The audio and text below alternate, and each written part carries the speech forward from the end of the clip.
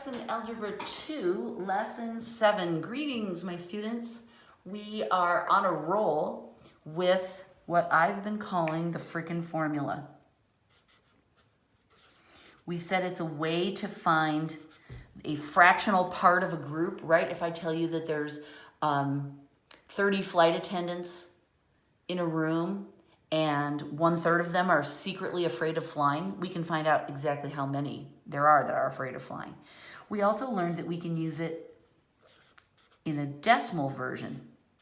So if we have those same 30 flight attendants and I tell you 0.247 are actually afraid of flying, you can find out how many they are. Today we're going to do the percentage version of that, which has just one slight twist. When we use a percent to divide up a group, we have to create a fraction of that percent over 100, because that's what a percent is. A percent is always a fraction of 100. So we just have to add that little detail to the formula in order to get it to work. So here's our first problem. 18 is 20% of what number? I'm just going to write that down. 18 is 20% of what number? And I'm just going to abbreviate that like so, as John tends to do. All right, so this formula can also help us with making the words fit the formula. This number is connected to the word is. So that is our special group. It's our is number. That's why this formula looks so weird, is because that's why this formula looks so weird, is because we've put the words in that match to the way we say it. So 18 is, that tells us that 18 is the is number. It's the special group. 20% is the percentage of what number. That tells us that the mystery is the of number, or the total group. So that makes it really easy to draw the picture. We always want to draw the pictures of these. Here's our original group. It's 100%. Then we divide it into 20% and 80%. I always write the percents on the outside. 18 is connected to the 20%. What number? This is the mystery over here. So what I'm doing is I'm taking the words of the sentence and I'm fitting them first into the equation and then into the diagram so I can see what I've got and I can figure out what I need to do. I'm visualizing the problem. Okay. We don't know anything about, are these flight attendants that are actually secretly afraid to fly? I think they are. Let's say that. So we've found 18 flight attendants that are secretly afraid to fly, and they tell us that they represent 20% of all the flight attendants on our flight. Let's say it's a really big plane. They say, wow, there's 20% of us on this flight that are afraid to fly. And it's 18 of them. So we want to know how many flight attendants there are altogether on this flight. There's a lot of them. I'm going to tell you that right now. So now we can take this information and set it up like so. The percentage is 20. We put it over 100 because that's how this formula works. Times our mystery, what number, equals 18. Okay, that's how I take the numbers from here or from here and put them into the formula. Now we're ready to solve.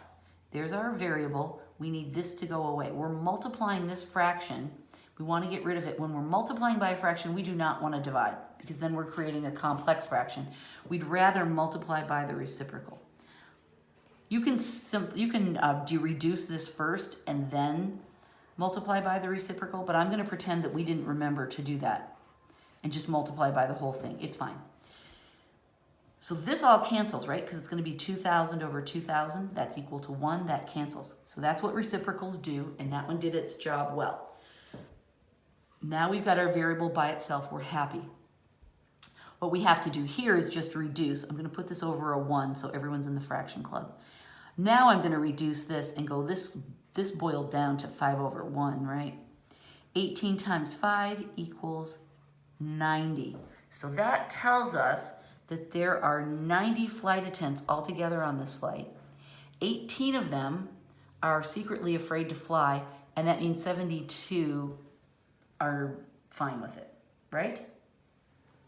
So after we get our answer, we fill in the diagram for any missing spots, all right? We figured this one out by ourselves too, right? If 20% was our special group, then these had to be 80. So this is an important part of the answer. John, for some reason, is drawing these as rectangles in your book, squares. I don't like that. I like circles better. They're easier to draw. So go ahead and keep doing circles. And John doesn't always tell you to draw the diagram, but I'm telling you, always draw the diagram. Especially if you are a visual person, it helps to see it. But for all of us, it helps us to remember that there's a handful of different numbers that we can gather from these problems, even if the problem doesn't specifically ask for it. It didn't ask us to find out how many flight attendants are not afraid of flying, but we can easily figure that out and go ahead and do it.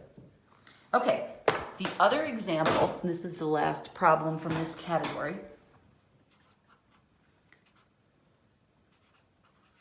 involves, wait, what did I just write? Oh, that doesn't need to be there. If we have percents that are less than 100, like we did in that last problem, our diagram looks the same, just the way we did it, where we go from a whole circle that represents the whole group to dividing it. But sometimes we're going to talk about things that actually grow in size. I call this an ice cream sundae because in my mind, this looks like the hot fudge dripping down on a scoop of ice cream. I know, work with me. If the percentage is greater than 100, that means our original group grows and gets bigger. We're not dividing our group, we're growing our group. And this looks to me like a peanut. You know, a peanut in the shell, how they have kind of the lines on them, right? To kind of make it look like a peanut. Let me do that. Mr. Planter style, right? But some students have pointed out to me that it looks also kind of like a baby Jesus, wrapped in his swaddling clothes, right? Let me draw another one so you can see that. This is important, you guys. I need you to see this. It's baby Jesus sleeping, right? And here are his wraps. So, choose your metaphor. I'll be doing both. I'll tell you that right now. Okay, so 1,500 is what percent, I just write it for the variable, of 250. Work the problem, then draw the completed diagram. I disagree with John on that too. I think you should start the diagram before you work the problem and then fill it in at the end. So once again, I'm going to write our formula. P over 100 times of equals is. This is the magic of this formula. It looks really weird because it has words in it, but it helps us. 1,500 is our is word. 250 is our of word. The percentage is what we don't know. And because I just wrote down what percent, it's so easy to figure it out. So the percentage is what we don't know. So P over 100 times 250 equals 1,500. And we can see that our original group grew from 250 to 1,500. So that tells us, I'll draw it down here, that it's a baby Jesus / peanut style problem. Because we started with 250, that's our of number. This is always where the of goes, and this is always where the is goes. And it turned into 1,500. What? So we need to find out, I'm sorry, these numbers should be inside. I like to always do them the same. The numbers go on the inside, the percents go on the outside. So this is the 100%, and we're gonna figure out what percent this is. Okay, so now we're ready to do the algebra. I did exactly what I said I don't do, which is I set up the equation first, and then I drew the diagram. So don't listen to me. I'm clearly an established liar. Just kidding. I only lie by accident, which isn't really lying, is it? Okay, I feel better now. All right, we look for the formula, or the variable rather. We see that it's being multiplied by a fraction. We can look at it as a fraction, right? It's got a numerator and a denominator. So we're gonna multiply by the reciprocal. 100 on top will cause that to cancel. 250 on the bottom will cause that to cancel. If I do it over there, I have to do it over here, right?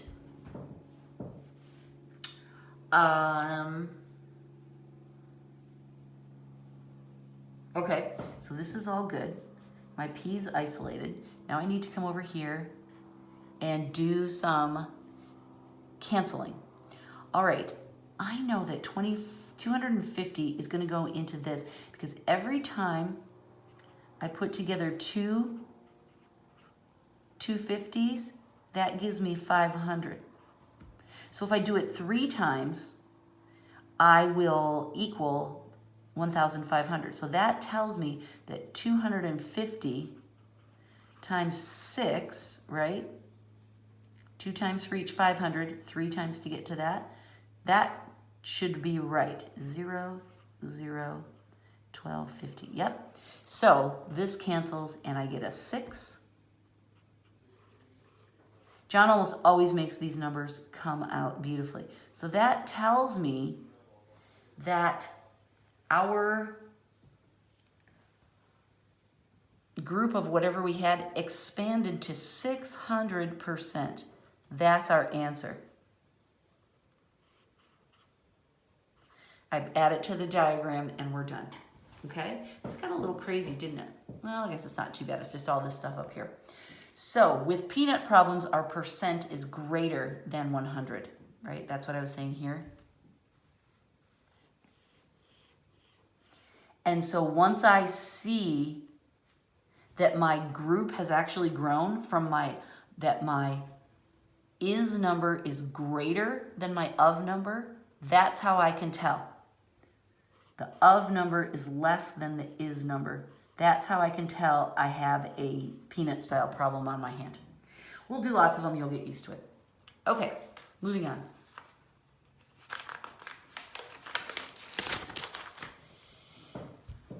Part B. Part B makes me happy. It's equations from geometry. Here's the thing. I don't have a problem with geometry, but I enjoy algebra more than geometry. So I like this style of problems because what they do is they allow us to take facts about geometry and build equations out of them and then solve them. So it takes geometry and turns it into algebra. And that, I think, is just kind of fun. They have lots of pictures. That's kind of fun. You know how I feel about drawing the picture. And what I'm noticing right away is that we're being given the size of these angles, but they're all little expressions. They're not just numbers. And John's using this arrow technique because it's getting crowded with all this notation. Okay, now, the first thing I noticed that I don't like is I don't like these parentheses with the degree things on the outside. It looks messy and it looks complicated. But I realize that's just John's way of saying this whole thing is the measure of the angle. Not if he didn't put the parentheses on, it would look just like the ending number was. So that's his way of saying that's the whole angle. And the degree applies to all of it. So, okay, I guess I feel better, but I still don't like all those parentheses. We're supposed to solve for x. Now, what we notice is there's an x in each one of these. Well, that's good that the letter's all the same, because that means one equation should solve them all. But we have to think about geometry and think about something that will allow us to create an equation. And the first thing I can think of, which is helpful in this case, is that these 3 angles should add up to 180. Okay, so I can write an equation that does that. I'm going to start here. 2x plus 2 plus 7x plus 18 plus 6x plus 10 should all add up to 180. Notice that I dropped the parentheses and the degree signs. I don't need those for the algebra part, right? But these three angles should all add up to 180. And because I only have one letter I'm dealing with, it should work. So let's add like terms. We'll do the x's first. That is 1315x plus, let's add the plain numbers. That's 2030 equals 180. Oh, this is getting, I'm feeling sunshine, aren't you? Yay, I love when the numbers come out. 15x equals 150. We divide by 15 and we get x equals 10. Now, that's the right answer. Yay, us. I want to remind you of something. None of these angles are actually equal to 10 degrees. This is not a geometric answer. This is an algebra answer. In order to find the measure of these angles, we would have to plug the 10 back into those little expressions to find them. So let's just do that. X is equal to 10, so that's 20 plus 2. So this one is 22 degrees. And this one is 70 plus 18, that's 88 degrees. And this one is 60 plus 10, that's 70 degrees. Let's make sure those all add up to 180. It's what, 22 plus 88 plus 70. There's 10. Okay, it works. The reason I tell you that is because we took geometry, we turned it into algebra, and in order to get a geometric answer, we have to turn it back into geometry. So you have to look and see what John's asking you to do. In this one, he just wanted us to solve for x, so we were done here. But another one, he might say, find the measure of angles A, B, and C, and then you would have to do what I just did, where you plug that back in and solve. So A, read the directions, but B, remember that we're jumping between branches here. Geometry to algebra, and then back to geometry. There are two more, and then we're done. Example 7.4. All right, we've got some transversals. There's a line cutting across. And as soon as we see this, we start to remember, oh yeah, this is the patterns of the angles, right? The large and small, small and large. These are all parallel. That's important to know. And 4x plus 33 degrees. Again, with the parentheses and the degree thing, it's so messy, but it's okay. And this one, okay, that's what we're given. It says find x, then find the measure of the small angle and the measure of a large angle. Okay, so he wants us to go geometry to algebra and back to geometry. All right, so how can we use this information? Well, let's see. This I notice is the large angle. And this I notice is the small angle, right? If you look at that angle. And we know in these transversals that if you put them on the same line, you can see it really clearly. The large plus the small has to add up to 180, right?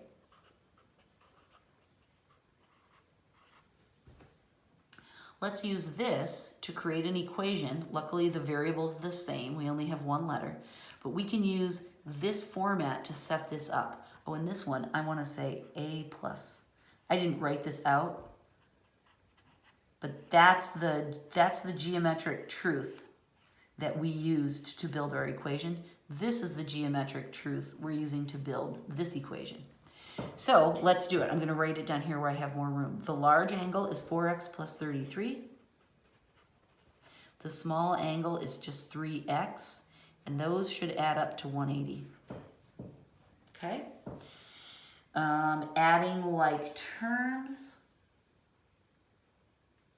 I see that 7x. Let's subtract the 33. And we get what, 147? No. Yes. 147 equals 7x, which I get from combining those two. Divide both sides by 7, and I can do it in my head. It goes into 14 twice and 7 once. So x equals 21. That's part of our answer, right? X does not equal 21 degrees. X equals 21 algebraically. Now we'll find the degrees. The large angle is this one, so it's 4 times 21 plus 33, which would be what, 84? Plus 33, which equals, large equals 117. Is that right? Yes, that's right. Now this gets a degree marker on it because that's the actual size of the large angle. And then the small one we could do two ways. We could either subtract this from 180, because the smaller has to be, right? They have to add up to 180. Or we can use this as a formula and figure it out. Let's just do this because it's easy. X is equal to 21. So 3 times 21, our small angle is equal to 63 degrees. Remember, these are geometric measures, so we put our unit back on. And then these should add up to 180, and they do. So it would have worked either way. All right? So this answer has 3 parts, and there they all are. We got them all right. Yay, yay, yay, yay, yay, yay. Okay, one more. This one is fun once you learn the trick, and you'll remember it forever and ever. So pay attention. I know you're paying attention. Who wouldn't? This is riveting. All right, we have a straight line. Then we have 3 rays that create angles from the same point. Okay, I'm not going to put the, well, I will. I'll put the arrowheads on.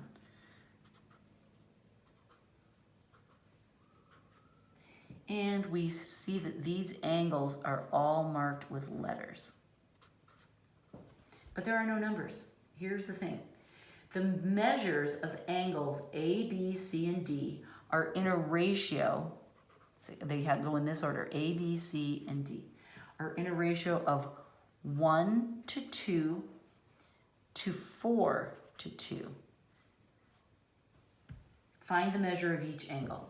Okay, my diagram doesn't reflect this properly, but what it means is that if you take angle A and double it, that's the size of B.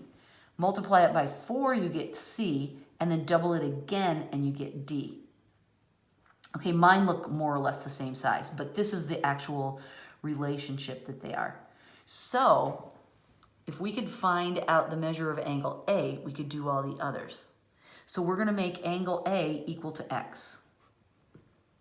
Then B will be equal to 2X, C will be equal to 4X, and D will be equal to 2X. If we add those all up, they have to equal 180. So I'm going to squish my plus signs in there. Does that make sense? Because A plus B plus C plus D all form a straight angle, so they have to be equal to 180. That's our geometric truth that we're building on. And then we're also building on the fact that they have this relationship to each other. Going from these ratios to this formula is not easy, but now that you see the trick, you understand it.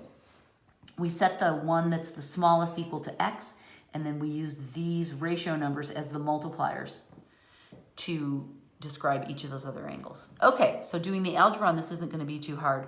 1 plus 2 is 3, 7, 8, 9. 9x equals 180. I just added those all up in my head. All right. Divide by 9. X equals 20. That's an algebraic value. It is not, it's the measure of this angle, but it's not the measure of those angles. So we're going to create those. All right, so A, I'll just write them here. A equals, it's 1x, so it's 20 degrees. B is 2x's, so it's 40 degrees. C is 4x's, so it's 80 degrees. And D is 2x's, so it's also 40 degrees. And these should, this looks a little messy, but you get the idea. That's part of my answer. And then all of this is part of my answer. I chose to write it in the diagram, so that's fine. That can be the answer, and those are all right. They should add up to 180, and we can double check that. 120, 160, 180. Okay, check. So these are the values of the angles, and that's our algebraic value. Kind of fun, right? The hardest part is just understanding how this ratio can lead you to set up the equation, but now that you know, you'll never, ever forget. This moment is trapped in your brain for the rest of your life. You're welcome. I'm going to go now. I'm going to leave you to work on lesson 7. Remember that now we are doing, let's do all the practice and then the odd problems. Usually there are just like about 3 practice problems, so I would really like you to do all of them. But doing these, you'll do 15. That's enough for the day. So this is our standard homework assignment from here on out. Do all the practice and the odd problems. I think the answer to the odd practice letters are in your book, but they should all of the answers should be in your solutions manual. Okay, now I'm really gonna go. Goodbye.